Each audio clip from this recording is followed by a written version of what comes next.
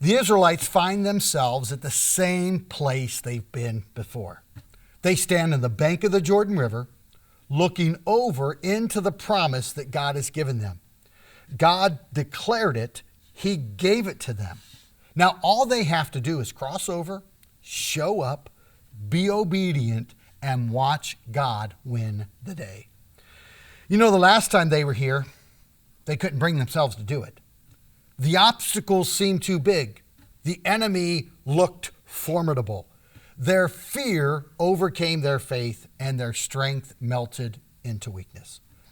And all the arguments that were given, right? Caleb and Joshua argued with them, but they couldn't get them to trust God and move ahead.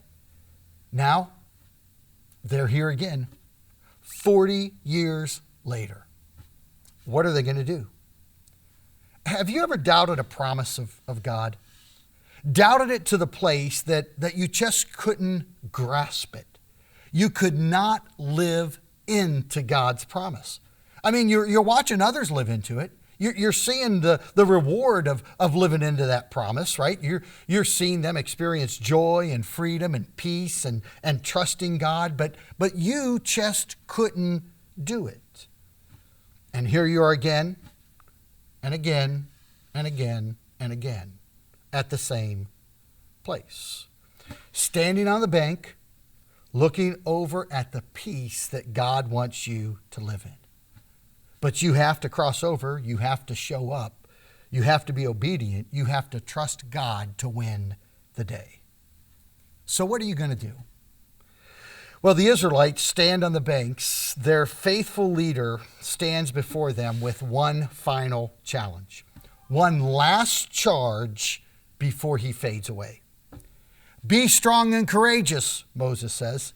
Do not be afraid or terrified because of them, for the Lord your God goes with you. He will never leave you or forsake you. We know these words aren't only for Israel some 4,000 years ago, give or take 1,000 years. These are the same words spoken by Jesus when he said, I will be with you always, even to the end of the age. So we have a choice in how we live. We can hide behind the rocks like the entire armies of Israel facing Goliath, or like one young boy who stood before the giant with a few small stones, but one great big God. Well, this time, the second time, Israel got it right. They put their foot in the river and God parted the water. They marched around Jericho and God knocked the walls down.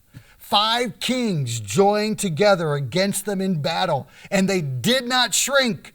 God made the sun stand still until all 5 kings were defeated.